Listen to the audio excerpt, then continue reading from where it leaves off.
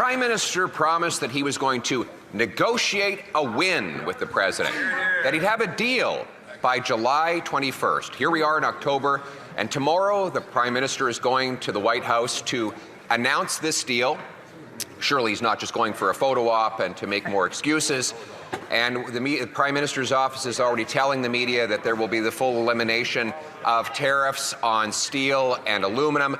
Will he also confirm that this deal that he's announcing tomorrow, this win, will include elimination of tariffs on autos, softwood lumber, Buy America, and all other protectionism against Canada? The Honourable Minister responsible for Canada-US trade. Mr. Speaker, I remember the Leader of the Opposition and some of his colleagues criticizing for the government for not having enough direct face-to-face engagement with the President of the United States. So good news, Mr. Speaker. The President has invited the Prime Minister to a working meeting tomorrow in Washington, followed by a working lunch. Obviously, Mr. Speaker, the conversation will center on trade issues and what we want to do to protect Canadian industries and Canadian workers, at the same time building an economy in North America that's in the interest of both countries. And the discussion will also talk about a series of other international issues. The Honourable Leader of the Opposition.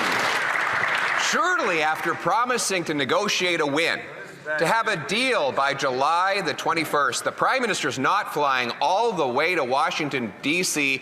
just to have lunch. By the sounds of it, that's all they are going to accomplish, Mr. Speaker. We've seen since he promised this win, American tariffs on Canada have doubled. The Prime Minister has caved on counter tariffs, on the digital services tax, and on everything else, and 86,000 Canadians have lost their jobs as a result of his weakness.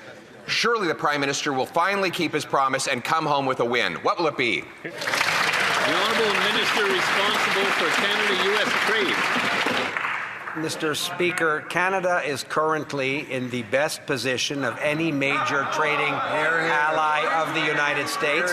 But we've said consistently, Mr. Speaker, that we have work to do with our American partners on sectoral tariffs. We have work to do in building an economy in North America that's in the interest of Canadian businesses and Canadian workers. That's exactly the conversation that the Prime Minister will have with the President.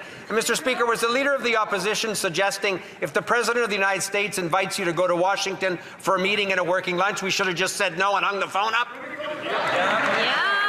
The Honourable Leader of the Opposition. No, we're suggesting he actually keep his promise and negotiate a win.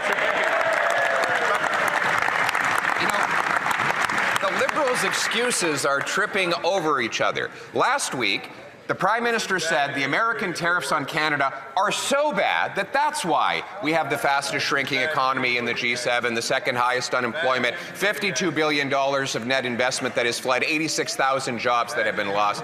And now they're saying that we have the best possible position. Which is it? Why is our economy so bad? Because of failed Liberal diplomacy on trade or bad economic management at home?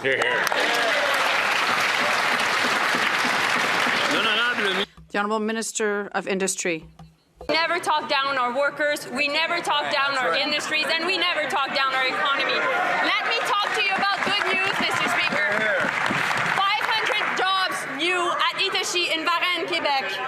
150 jobs in Alstom, Saint-Bruno, Quebec. 400 new jobs in Kitimat, Cedar, LNG. 500 new jobs at Ferrero, Brantford, Ontario. Who doesn't like Nutella? 460 jobs at Stem Cell Technologies in Burnaby. We'll continue